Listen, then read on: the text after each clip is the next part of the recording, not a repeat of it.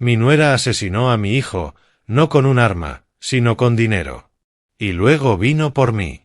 Soy Isaac Williams, y vi morir a mi hijo por un abuso financiero disfrazado de amor. Orson Williams, 28 años, condecorado con el corazón púrpura, se quitó la vida en su garaje, porque la mujer en la que más confiaba le robó todo lo que tenía. Antes de continuar con la historia, recuerda suscribirte al canal y darle like al vídeo. Sigamos. Era Miller pensó que había terminado de destruir a mi familia. $1.300.000 en seguro de vida. La casa del lago que Orson heredó de su abuelo. Sus beneficios como veterano. Todo, ahora, a su nombre. 3 meses después del funeral, empezó a venir por mí. Presiones para que firmara papeles. Amenazas sobre impuestos imposibles de pagar. Dulces palabras que escondían pura codicia. No puedes manejar todo esto solo, Isaac, me decía con voz tierna. Pero eligió a la víctima equivocada. Yo pasé 23 años cazando depredadores financieros para el gobierno federal. Cada conversación con ella era evidencia. Cada amenaza, un ladrillo más en la prisión que yo mismo estaba construyendo para ella. Creía estar manipulando a un padre roto. Pero en realidad, le estaba confesando sus crímenes a un investigador federal. Esta es la historia de una venganza perfecta. Y si alguna vez has querido ver cómo una depredadora es destruida por su propia avaricia, quédate conmigo, porque Era Miller estaba a punto de conocer la justicia. 15 de marzo de 2024, 11:47 de la noche. Ese fue el momento en que mi hijo Orson se puso un arma en la cabeza, en su propio garaje. Me llamaron a medianoche. La voz del oficial era fría, casi mecánica. Señor Williams, necesitamos que venga a identificar un cuerpo. 28 años. 3 misiones en Afganistán. Sobrevivió a bombas del Talibán, pero no pudo sobrevivir a lo que le hacía en casa. El funeral fue el 22 de marzo. Yo estaba allí, viendo cómo bajaban a mi único hijo a la tierra, mientras jugaba a ser la viuda desconsolada. Vestido negro, gafas de diseñador, lágrimas de cocodrilo. Tuvo el descaro de aceptar las condolencias, como si no fuera ella la causa de su muerte. Pero yo sabía la verdad. 2 semanas antes de morir, Orson me había llamado. Eran las 3 de la madrugada. Estaba borracho, llorando. Papá, ella me está robando todo. Las cuentas del banco, mis cheques de discapacidad. Cambió las contraseñas de todo. Yo debí haber ido a buscarlo esa misma noche. Debí haberlo traído a casa. En cambio, le dije que durmiera un poco y hablara con ella al amanecer. Esa fue la última conversación que tuve con mi hijo. La culpa me estaba consumiendo vivo. Y lo sabía. Cuando me veía mirar la foto de Orson, negaba con la cabeza, fingiendo lástima. Isaac, tienes que aceptar la realidad. Orson se fue. Tenemos que pensar en los vivos ahora. Los vivos. Con eso se refería a ella, y a la póliza de $1.3 millones donde Orson la había puesto como beneficiaria. 3 meses después del funeral, mostró su verdadero rostro. Primero, quiso sacarme de la casa del lago. La misma casa donde Orson aprendió a pescar. Donde pasamos todos los veranos de su infancia. Esta casa es demasiado grande para un viejo solo, dijo, parada en mi cocina como si fuera su dueña. Y, legalmente, eso creía. Después vino la presión financiera. Descubrió que Orson había dejado la propiedad pagada por completo, $890,000 de valor tasado, frente al lago Winnipegasí. Sin hipoteca. No puedes pagar los impuestos, Isaac. Sé realista. Fírmala a mi nombre y te dejaré quedarte en la habitación de huéspedes. ¿Dejarme quedar en la casa de mi propio hijo? Pero no sabía algo. Orson me había dejado algo más valioso que cualquier propiedad. 3 páginas escritas a mano, escondidas en la caja de su medalla del corazón púrpura. Su nota de suicidio. La verdadera. No la breve que encontró la policía. Esta era la que detallaba cada manipulación financiera, cada palabra cruel, cada vez que ella lo había aislado de su familia y amigos. «Lleva meses vaciando mis cuentas», escribió Orson. «Cuando le reclamo, dice que estoy loco. Esconde mi medicación si hago demasiadas preguntas. Me repite que nadie le creerá a un veterano roto antes que a una mujer de éxito». Trabajaba en ventas de seguros, ganaba 6 cifras al año, y siempre le recordaba a Orson que ella era la que mantenía el hogar mientras él vivía de las ayudas del gobierno. Esa nota verdadera estaba guardada en una caja de seguridad en el banco, junto con copias de todos los estados de cuenta, historiales médicos y pruebas del abuso financiero y emocional que lo llevó a la muerte. Pero yo aún no estaba listo para usarlo. Necesitaba más. 23 años trabajando en investigaciones criminales del IRS te enseñan paciencia. No actúas hasta tener un caso hermético. Dejas que el sospechoso crea que está ganando, mientras construye su celda a su alrededor.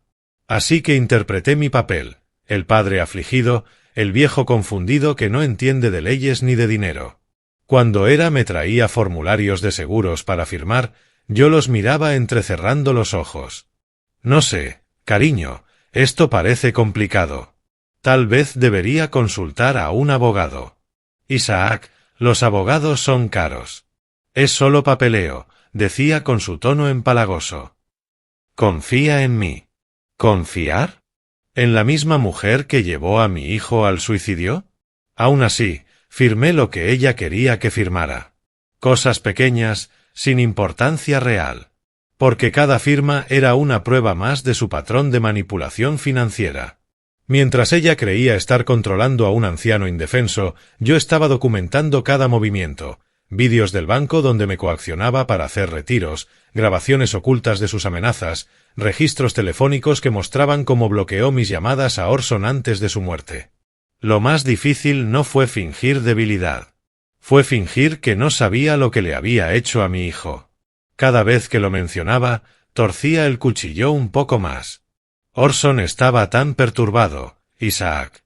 Todo ese estrés postraumático, la bebida, quizá fue lo mejor así. ¿Lo mejor así? Como si la muerte de mi hijo fuera un alivio. Pero me callé. Seguí actuando. Porque la agente Patricia Hayes, del Departamento de Crímenes Financieros del FBI, ya me estaba ayudando a construir el caso.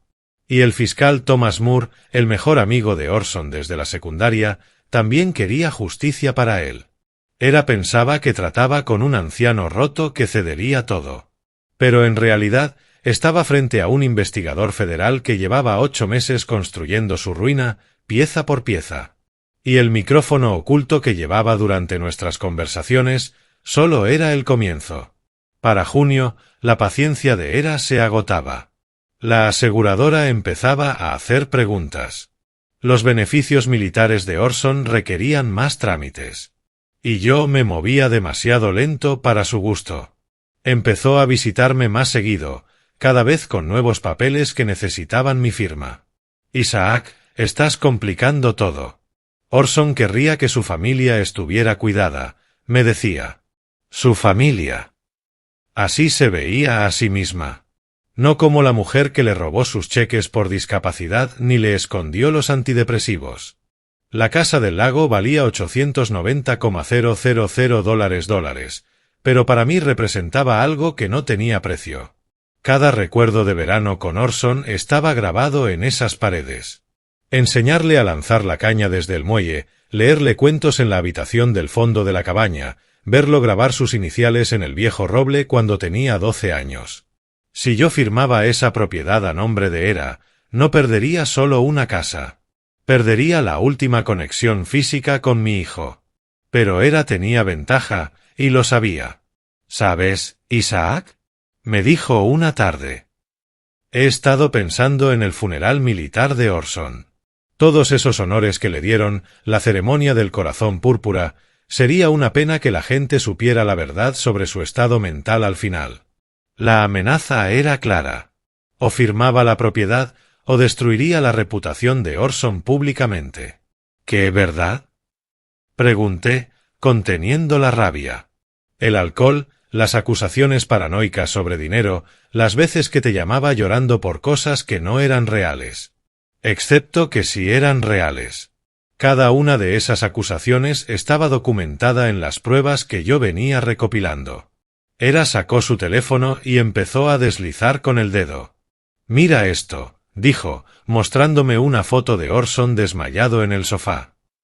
Y esto, otra imagen, el despeinado, aparentemente ebrio.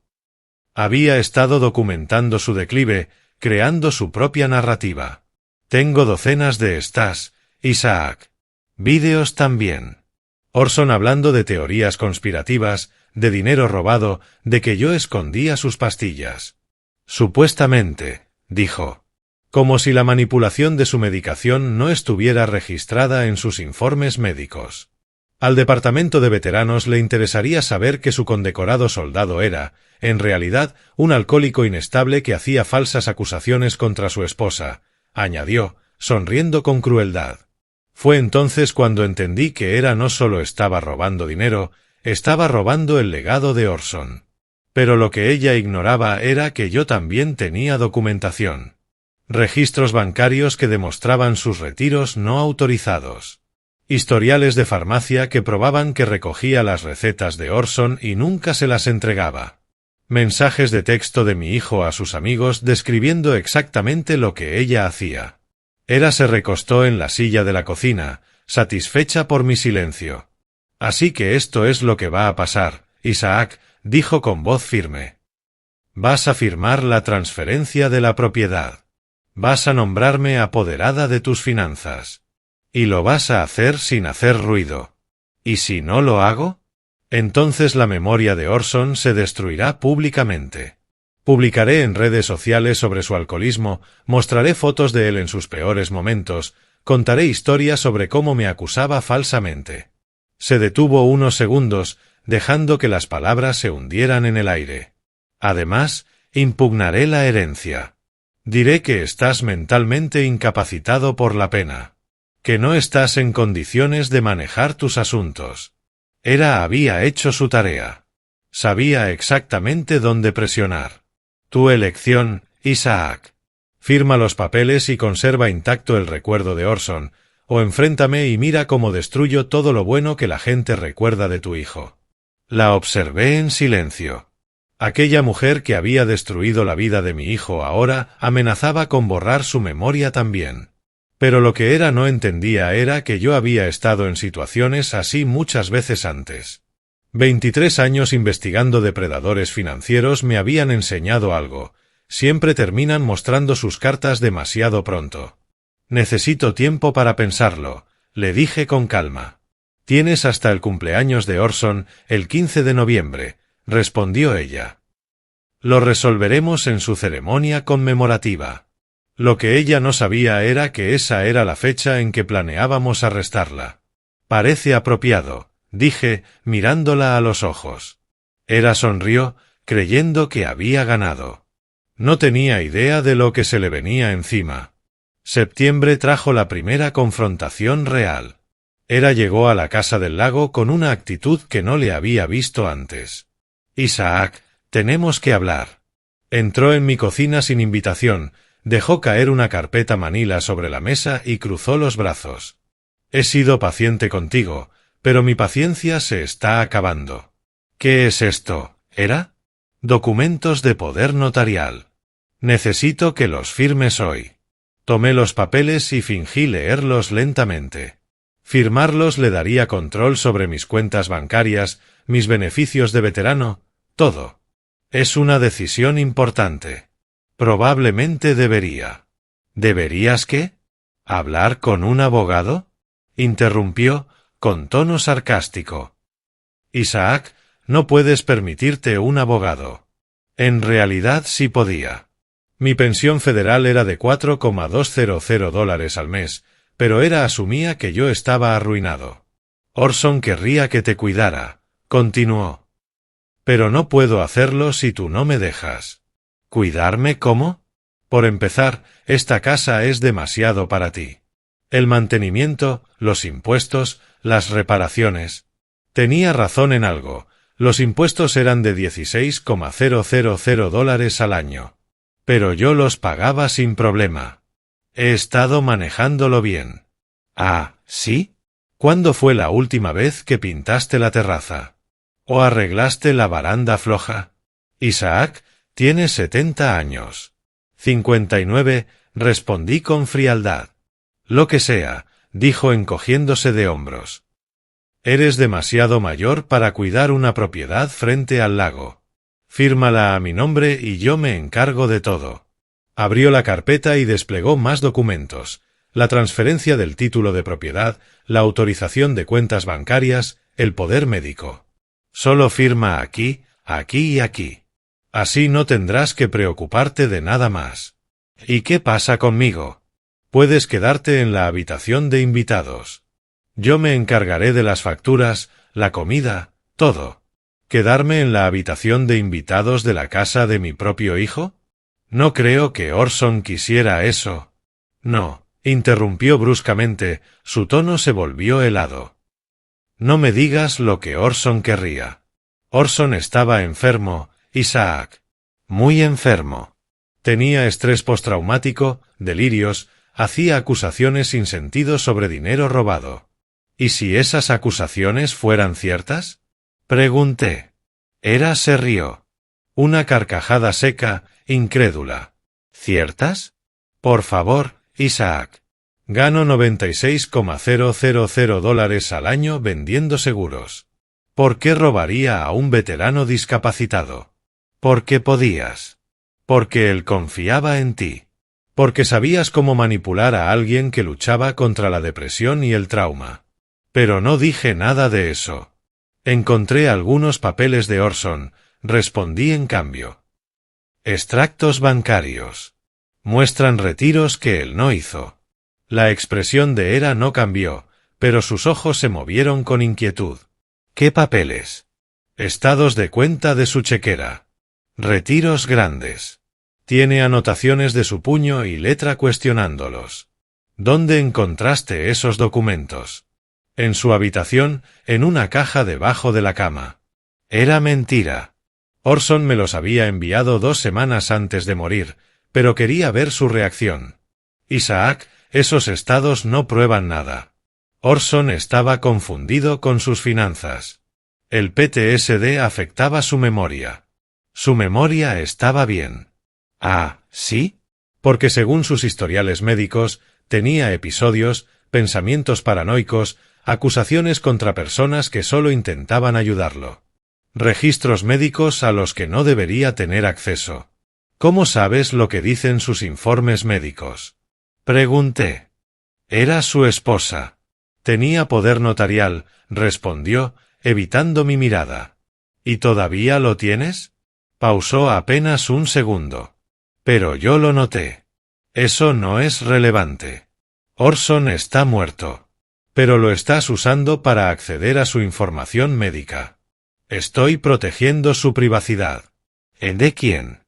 De personas que podrían usar su enfermedad en contra de su memoria. Ahí estaba. La amenaza envuelta en falsa preocupación.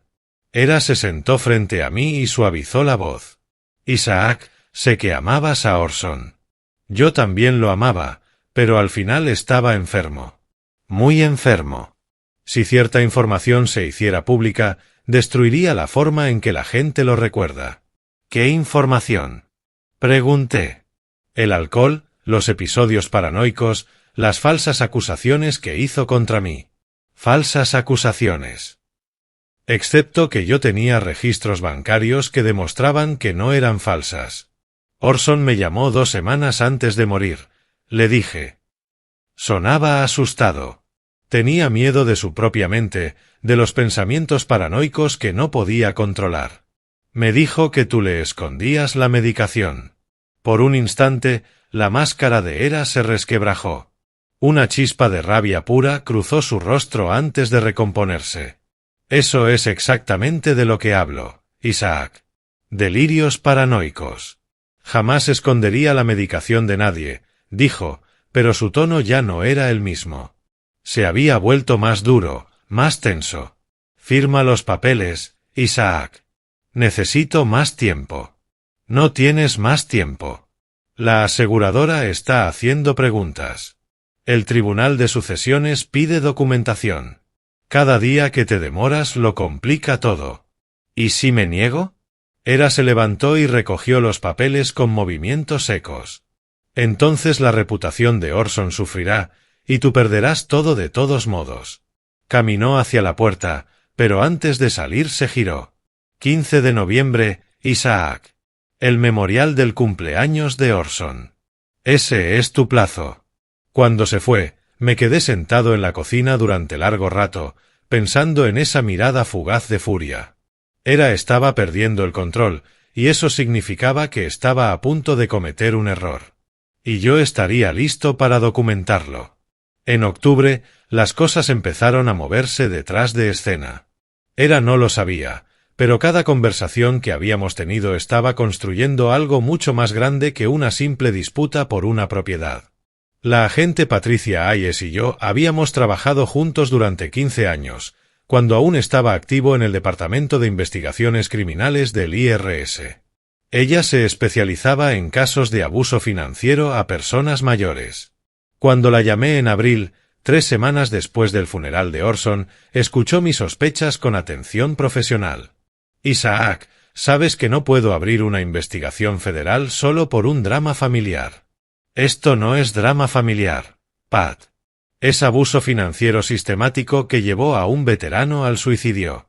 Le envié copias de los registros bancarios de Orson, documentos de los retiros no autorizados y los informes médicos que mostraban cómo Hera tenía acceso a sus medicaciones. El patrón es de manual, le expliqué. Aislamiento familiar, control financiero, manipulación de medicación, comportamiento clásico de una abusadora. ¿Tienes alguna grabación donde ella lo admita? Todavía no. Pero estoy trabajando en eso. Fue entonces cuando Pat me presentó el micrófono oculto. Si realmente está haciendo lo que sospechas, va a escalar. Los depredadores siempre se vuelven más codiciosos, me dijo. El dispositivo era más pequeño que una moneda, digital, encriptado y válido en tribunales federales. Pat tuvo que conseguir una autorización especial para entregárselo a un civil, pero mis credenciales del IRS ayudaron. 23 años en delitos financieros te compran algunos favores, bromeó. El micrófono no era mi único recurso.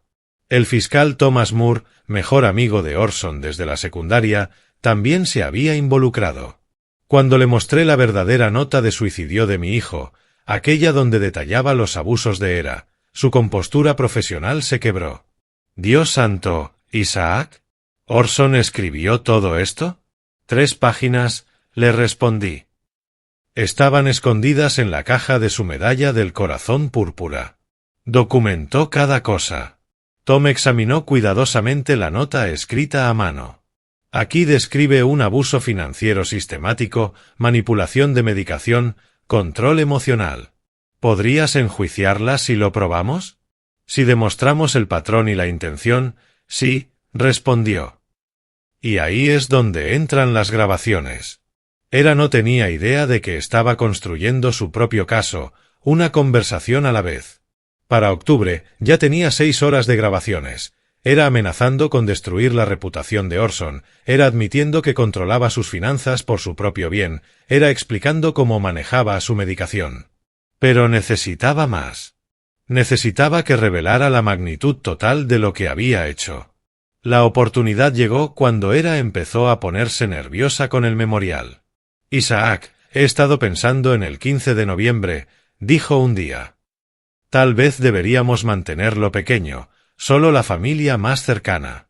Orson tenía muchos amigos que quieren rendirle homenaje. Eso es precisamente lo que me preocupa. Algunos de sus compañeros militares podrían no entender lo enfermo que estaba al final. Hera temía que alguien hiciera preguntas, alguien que conociera a Orson antes de su deterioro. ¿Qué estás sugiriendo? Solo que controlemos la narrativa, respondió. Que presentemos un frente unido sobre las dificultades que tuvo con el estrés postraumático. Controlar la narrativa. La especialidad de Hera. Pero lo que no sabía era que yo ya me había puesto en contacto con los compañeros de unidad de Orson. El sargento Mike Rodríguez, su antiguo líder de escuadrón, volaría desde Texas para asistir al memorial. También vendría el cabo Danny Chen, quien había servido 2 misiones con él. Esos hombres no comprarían la versión de Hera. Creo que a Orson le gustaría que sus hermanos de armas estuvieran allí, le dije. Por supuesto, respondió ella. Solo quiero asegurarme de que sepan cómo hablar de su condición adecuadamente. Hera planeaba adoctrinar a los amigos de Orson, darles instrucciones sobre qué podían y no podían decir. Quizás debería hablar con ellos, continuó. Explicarles cómo el PTSD lo afectó hacia el final. No es necesario, le dije. Sí lo es, Isaac. Esos hombres ven a Orson como un héroe. No necesitan saber sobre la bebida, los episodios paranoicos o las acusaciones falsas. Cada vez que mencionaba acusaciones falsas, pensaba en el contenido de mi caja de seguridad, los estados de cuenta bancarios que demostraban lo contrario, los historiales médicos que mostraban su acceso a las recetas, los registros telefónicos que probaban que había bloqueado las llamadas de Orson hacia mí. He programado una reunión con ellos antes del memorial, añadió Hera, solo para asegurarme de que todos estemos en la misma página.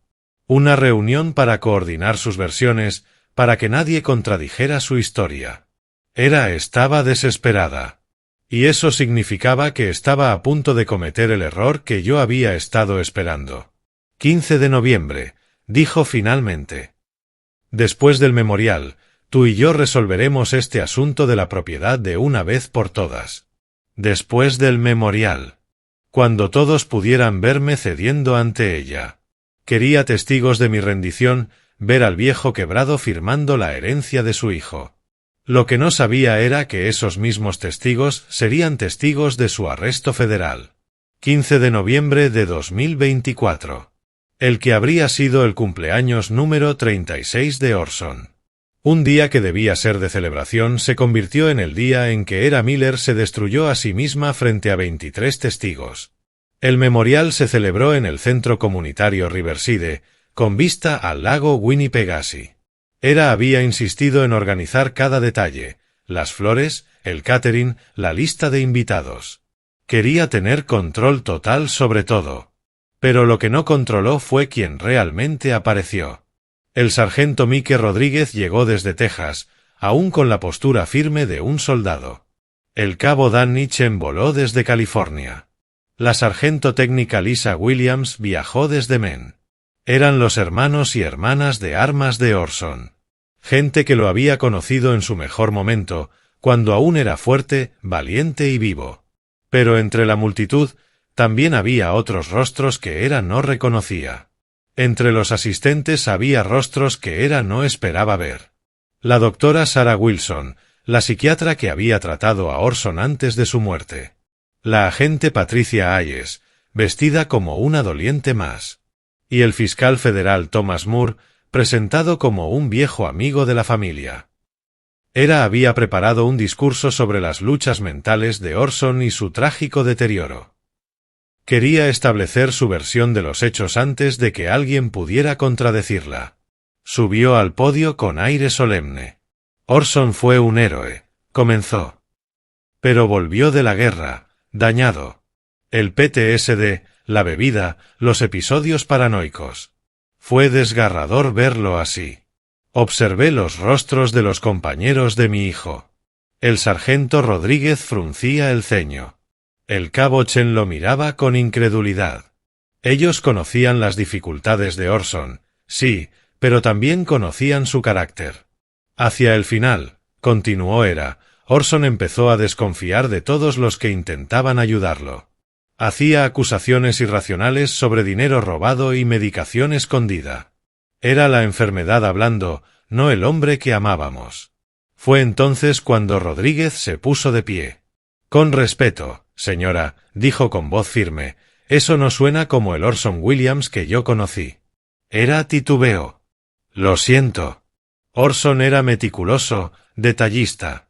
Si decía que faltaba dinero, tendría pruebas. El PTSD afectó su juicio, replicó ella con una sonrisa forzada. El PTSD afectó su sueño y sus nervios, no su inteligencia, respondió él con dureza. Otros veteranos asintieron. El relato cuidadosamente construido de Hera empezaba a desmoronarse. Quizá deberíamos concentrarnos en celebrar la vida de Orson, intentó decir, intentando retomar el control. Pero Chen también se levantó. Señora, Orson me llamó 3 semanas antes de morir. Estaba asustado, sí, pero no deliraba. Estaba siguiendo irregularidades financieras, accesos a sus cuentas, medicación desaparecida. El rostro de Hera se tensó. Eran paranoias, dijo entre dientes. Entonces se escuchó una voz desde el fondo del salón. ¿Paranoias?, preguntó la doctora Sarah Wilson. Porque los registros médicos muestran retiros de medicación que no coinciden con el calendario de dispensación. Hera se giró bruscamente. ¿Quién es usted?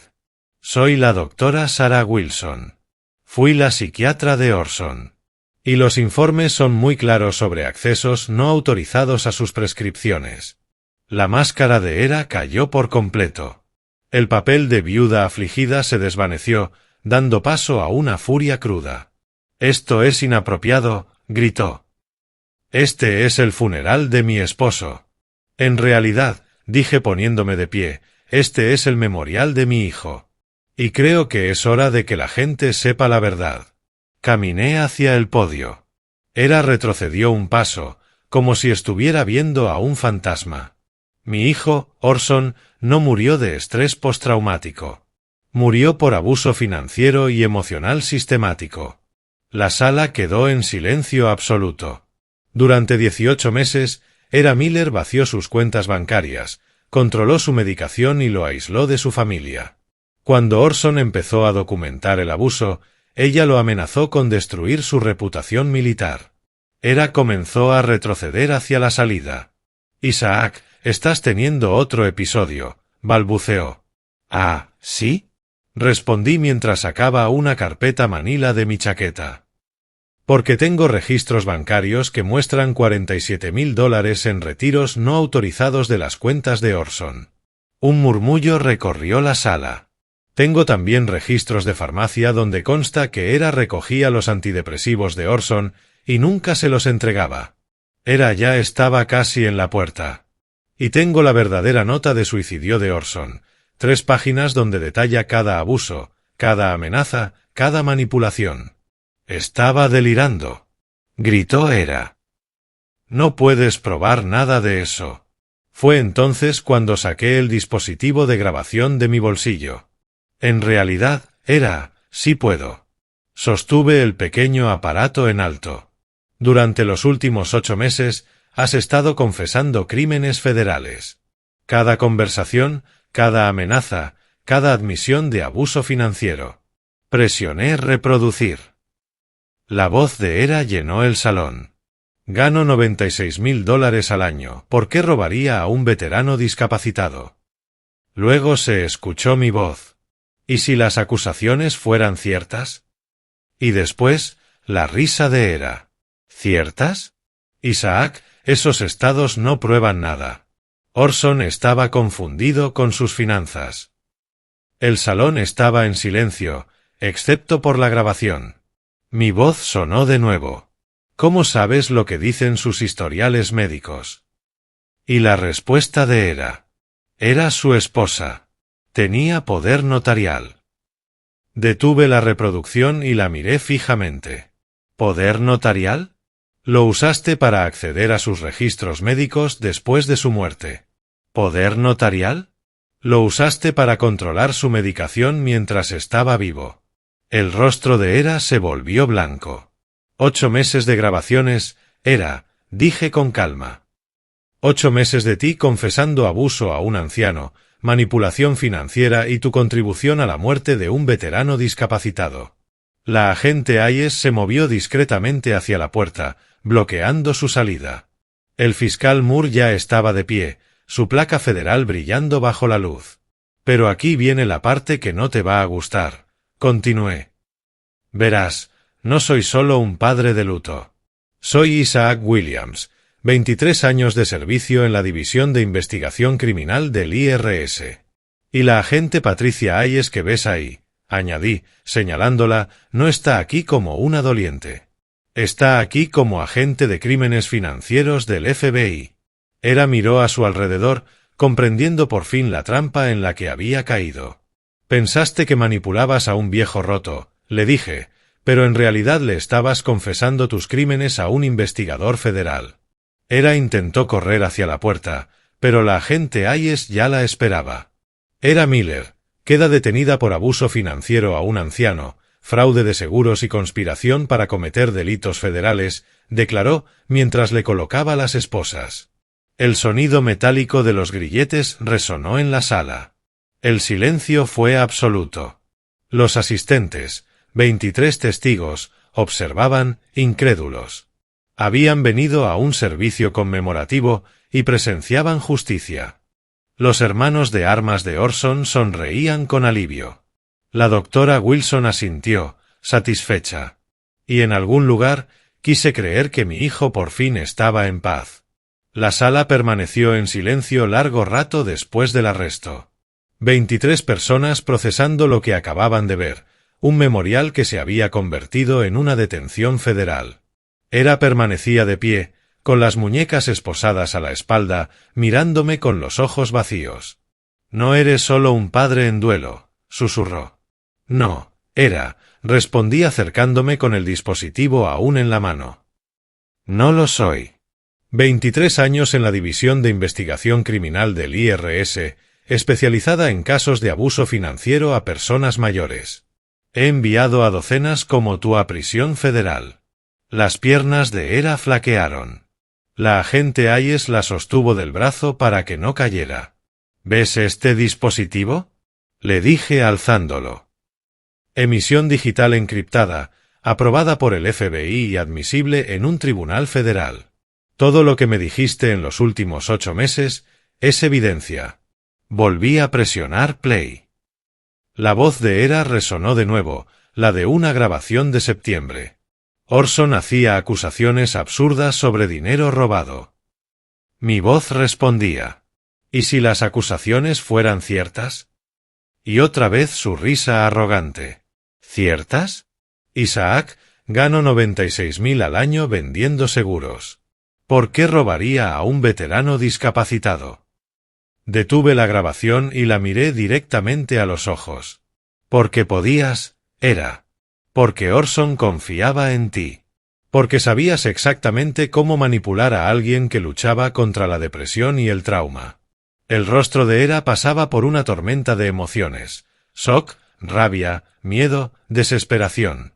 No puedes usar esas grabaciones. No di mi consentimiento, jadeó. El fiscal Moore dio un paso al frente, mostrando su placa. Sí lo diste, señora Miller.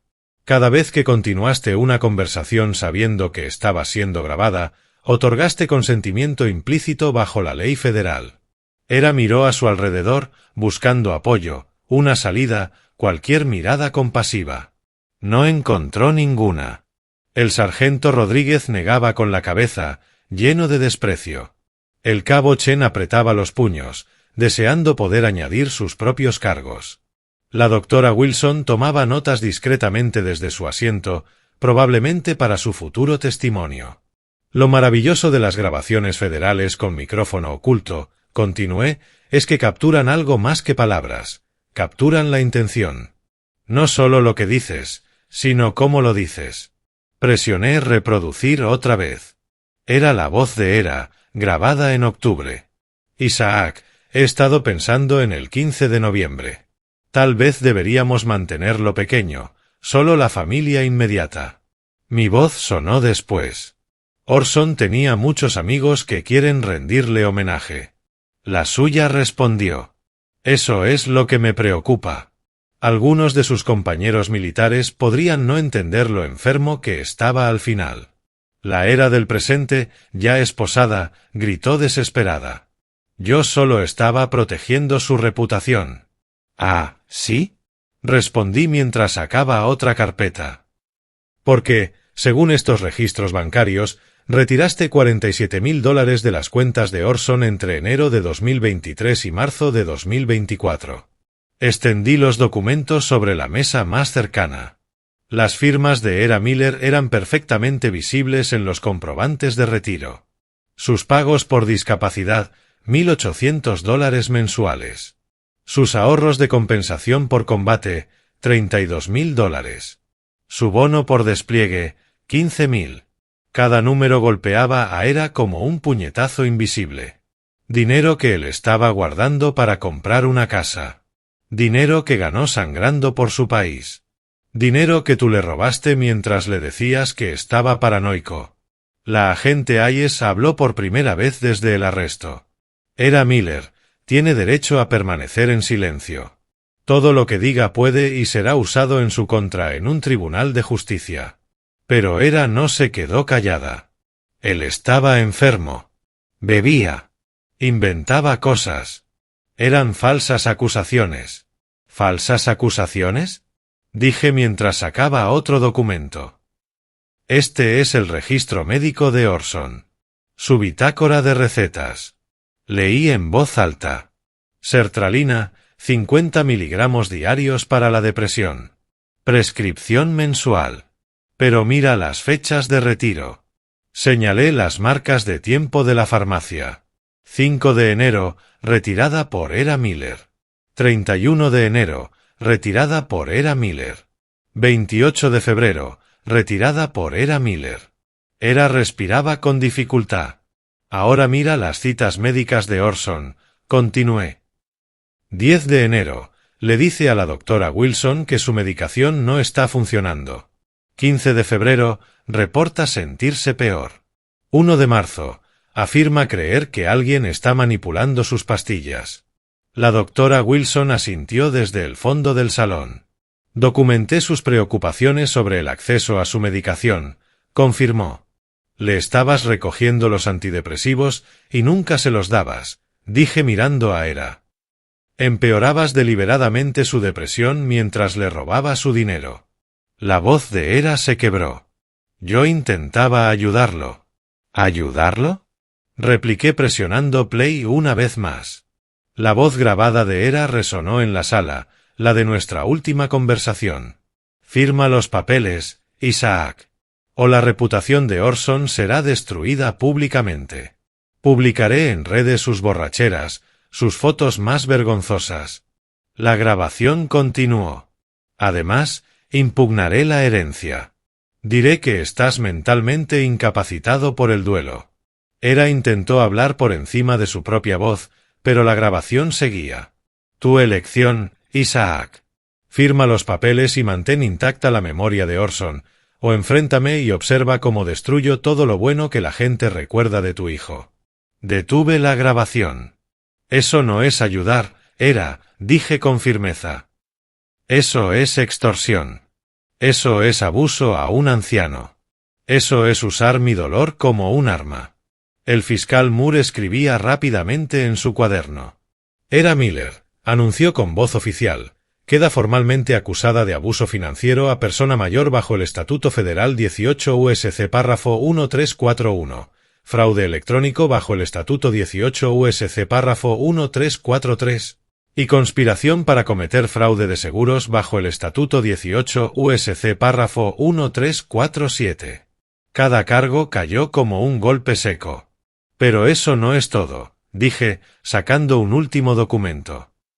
Esta es la verdadera nota de suicidio de Orson. 3 páginas escondidas en la caja de su corazón púrpura, detallando 18 meses de abuso sistemático. Leí en voz alta. Me dice que estoy loco cuando noto que falta dinero. Me esconde la medicación cuando hago preguntas. Dice que nadie creerá a un veterano roto por encima de una mujer exitosa. Era sollozaba ya sin control, pero yo no había terminado.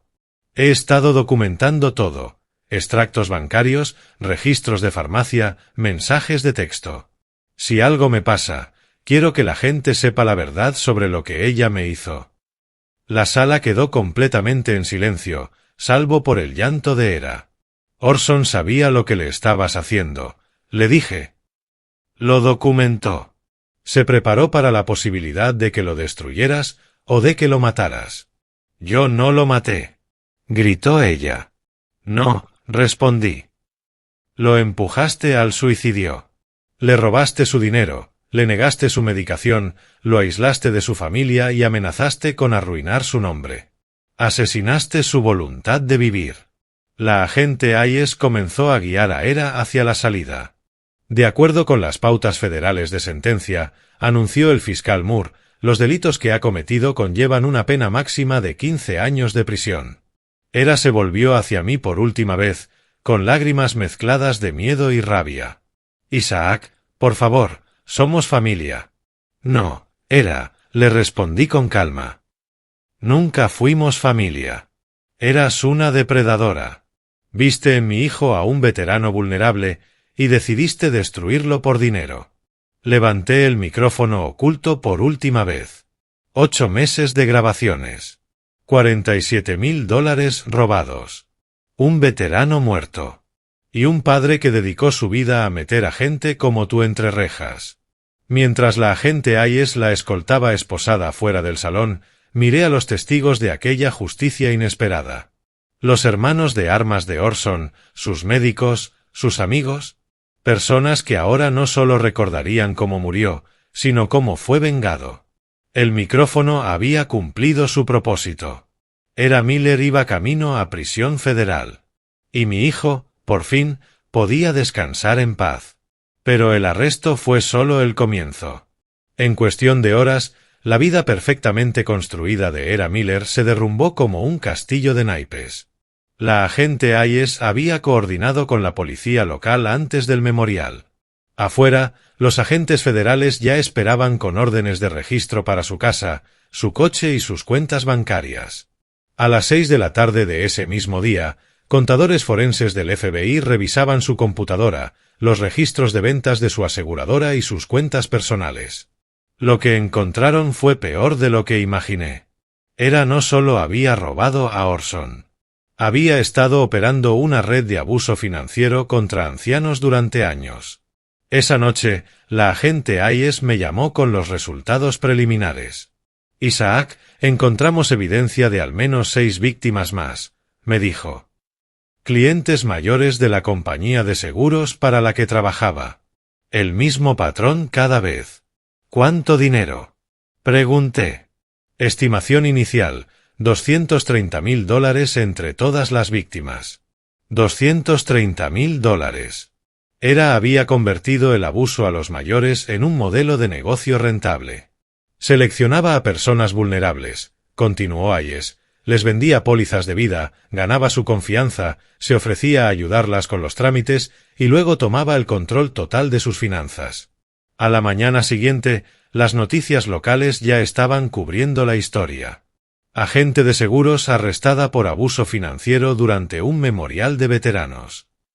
La foto policial de Era apareció en todos los canales. Su empleador, Mountain View Insurance, emitió un comunicado en menos de 12 horas.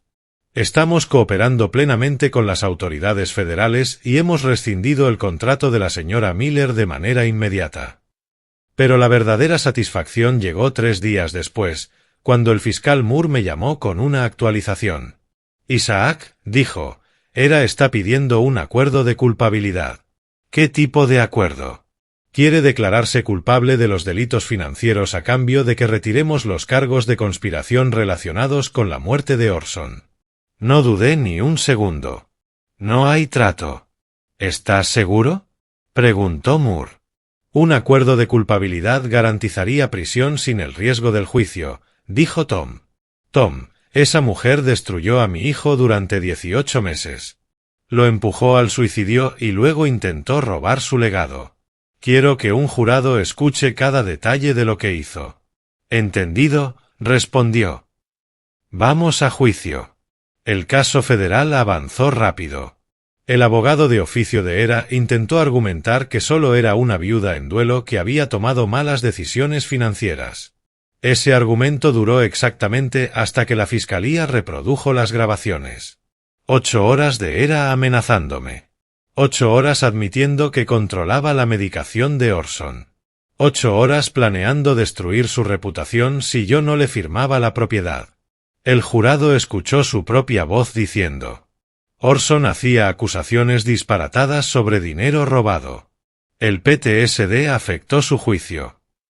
Luego vieron los registros bancarios que probaban que esas acusaciones disparatadas eran exactas. La oyeron afirmar: jamás escondería la medicación de alguien. Y acto seguido vieron los registros de farmacia que mostraban que recogía los antidepresivos de Orson y nunca se los dispensaba. El juicio duró 6 días. La defensa presentó testigos de carácter que la describieron como una esposa devota.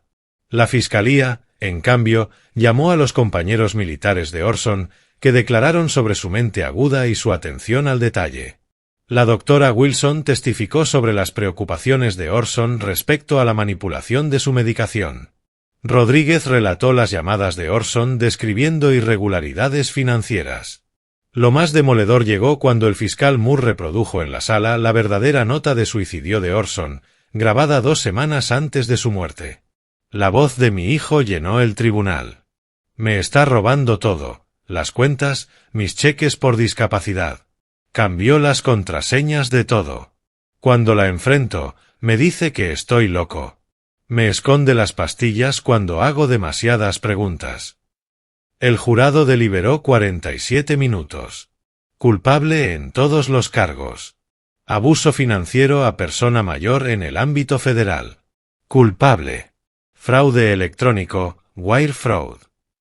Culpable. Conspiración para cometer fraude de seguros.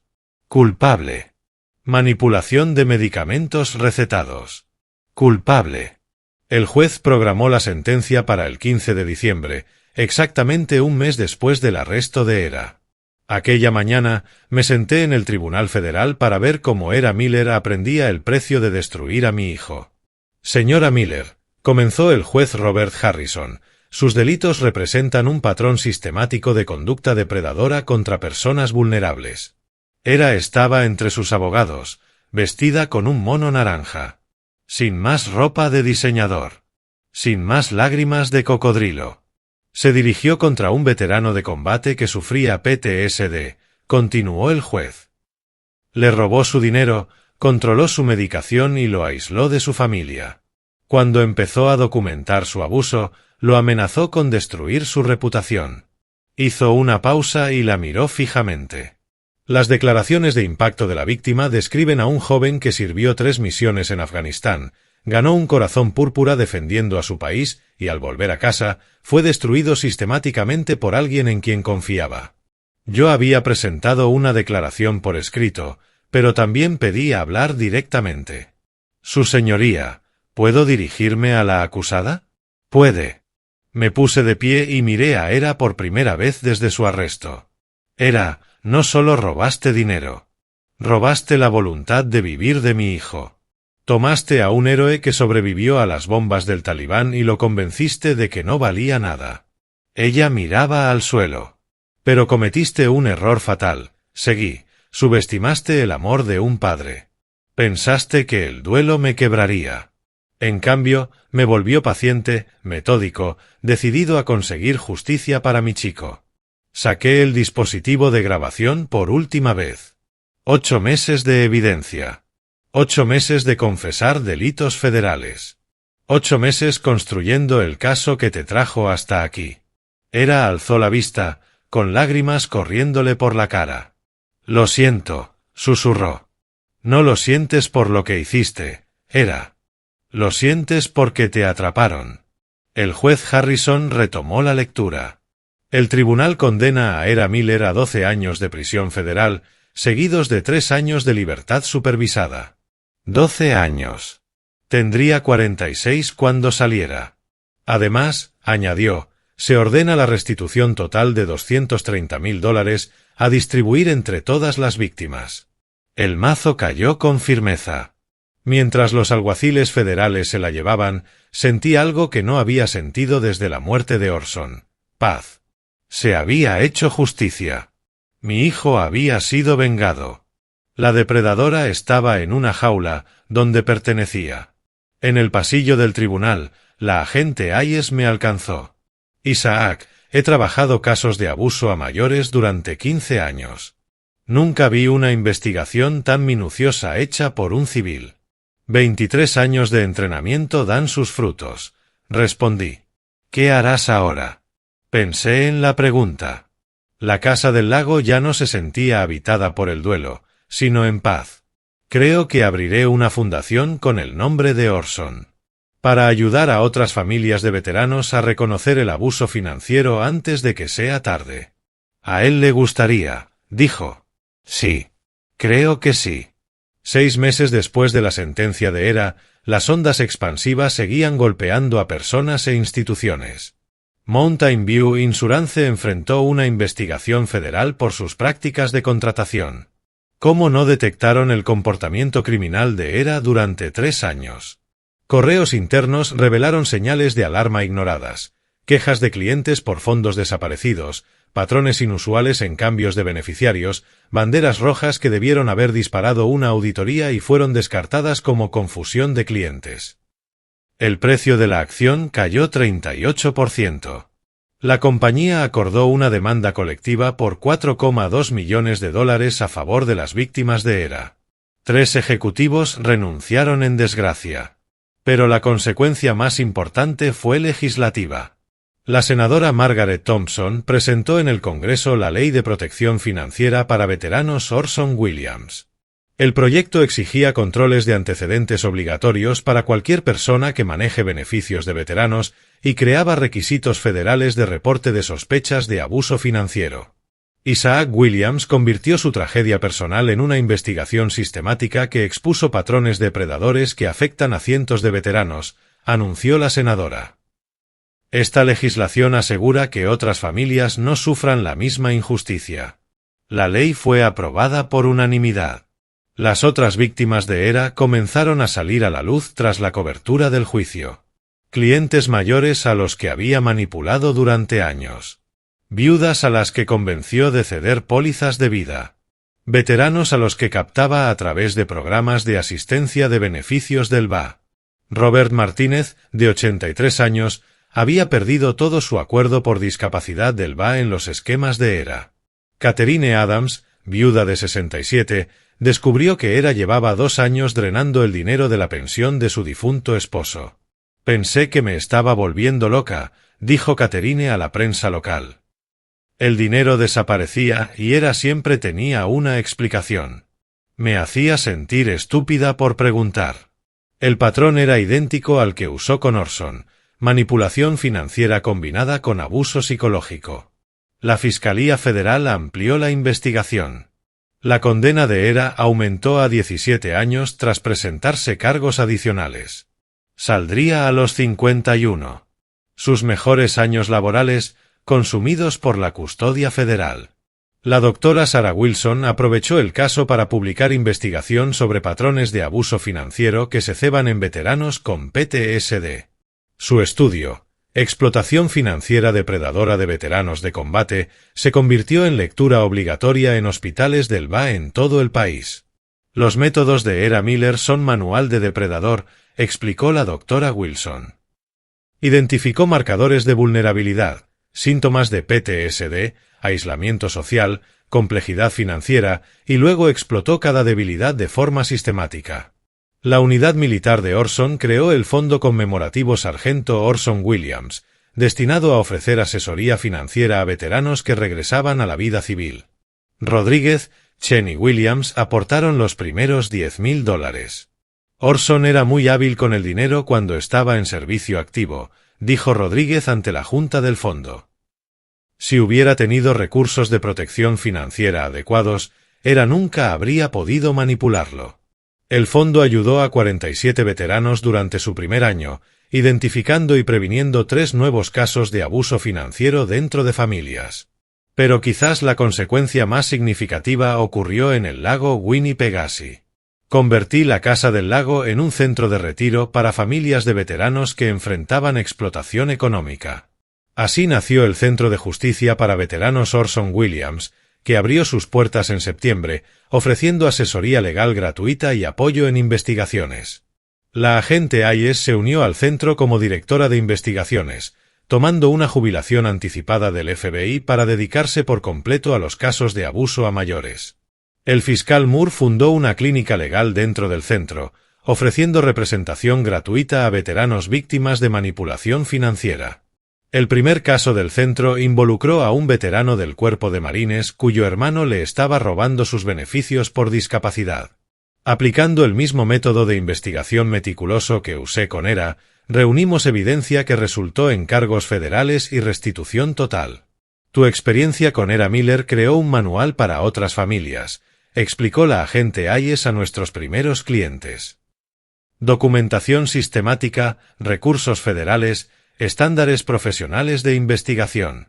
Para la Navidad de 2024, el centro había gestionado 18 casos, recuperando un total de $670,000 para familias de veteranos. El antiguo empleador de ERA, Mountain View Insurance, siguió enfrentando consecuencias. Los auditores federales descubrieron fallas sistémicas en sus protocolos de protección a clientes mayores. La empresa pagó $12 millones en multas federales e implementó entrenamiento obligatorio contra el abuso financiero para todos sus empleados. Otras 3 aseguradoras adoptaron programas de capacitación similares de manera preventiva. Tras la publicidad del caso, las autoridades locales también cambiaron sus procedimientos para investigar el abuso financiero a mayores. El Departamento de Policía de Lake Winnipesaukee creó una unidad especializada en crímenes financieros, utilizando mi caso como modelo de capacitación. El caso Williams demostró cómo la experiencia civil puede reforzar el trabajo policial, anunció el jefe de policía David Murphy. Estamos implementando estándares de investigación a nivel federal para todos los casos de abuso financiero. Pero la consecuencia más personal llegó en febrero de 2025, 9 meses después del arresto de ERA. Recibí una carta proveniente de la prisión federal. La letra era suya. ERA Miller solicitaba una reunión. Conduje hasta el Instituto Correccional Federal de Danbury, Connecticut, una fría mañana de martes. La sala de visitas era estéril, institucional. ERA apareció con el uniforme naranja, sin maquillaje, el cabello recogido con rigidez. Lucía más vieja, más pequeña. La arrogancia había desaparecido por completo. Gracias por venir, Isaac, dijo en voz baja. ¿Qué quieres, ERA? Quiero explicarte. ¿Explicarme qué? ¿Cómo destruiste a mi hijo? ERA bajó la mirada hacia la mesa que nos separaba. Era adicta al control, a la sensación de poder sobre personas vulnerables. Orson no fue mi primera víctima. Lo sé. Encontramos a las demás. Nunca quise que llegara tan lejos. Le negaste sus antidepresivos, ERA. Le robaste su dinero y lo convenciste de que estaba loco. Lo aislaste de todos los que lo amaban.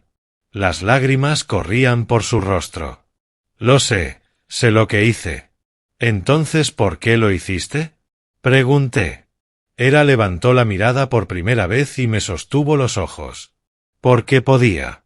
Porque él confiaba en mí. Porque nadie estaba mirando. La honestidad fue brutal. Sin excusas, sin justificaciones. Solo la verdad desnuda del comportamiento depredador. No puedo devolverle la vida a Orson, continuó. No puedo deshacer lo que le hice a él, ni a ti, ni a las otras familias. No, no puedes, respondí. Pero puedo ayudar a evitar que vuelva a ocurrir. ERA sacó un documento manuscrito, 17 páginas cuidadosamente escritas. He anotado todo. Cada técnica que usé. Cada vulnerabilidad que exploté. Cada señal de advertencia que las familias deberían reconocer. Empujó el documento hacia mí. Entrégaselo a tu centro. Úsalo para capacitar investigadores, educar familias, ayudar a otros veteranos. Tomé las hojas y hojeé los primeros párrafos. Había documentado sus métodos depredadores con un detalle clínico escalofriante. ¿Por qué haces esto? Pregunté. Porque pasar 12 horas al día en una celda te da tiempo para pensar. En las vidas que destruiste. En las familias que dañaste. Era se secó los ojos con el dorso de la mano. No puedo redimirme con Orson, pero tal vez pueda evitar que otro Orson muera. Doblé el documento y lo guardé en el bolsillo de mi chaqueta. Esto no cambia nada entre nosotros. Era. Lo sé, susurró. Aún así destruiste a mi hijo. Lo sé, repitió, apenas audible. Me levanté para irme, pero me detuve en la puerta. Si esto ayuda a salvar otras familias, entonces tal vez la muerte de Orson no habrá sido completamente en vano. Era asintió, incapaz de hablar. Mientras conducía de regreso desde la prisión federal, pensé en la diferencia entre justicia y redención. Era cumpliría 17 años por sus crímenes, pero su confesión podría evitar decenas de tragedias. Orson seguía muerto. Eso nunca cambiaría. Pero su muerte había dado origen a un sistema que protegía a otros veteranos.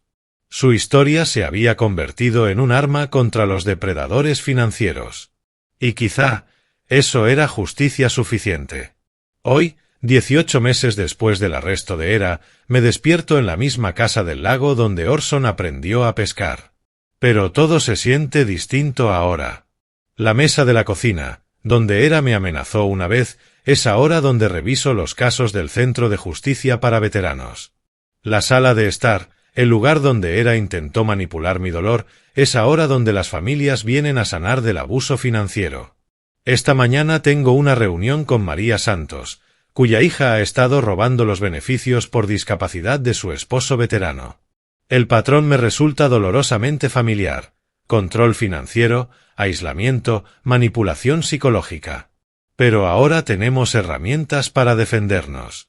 Señor Williams, dice María, sentada frente a mí con lágrimas en los ojos, pensé que me estaba volviendo loca. El dinero desaparece y Elena siempre tiene una explicación distinta.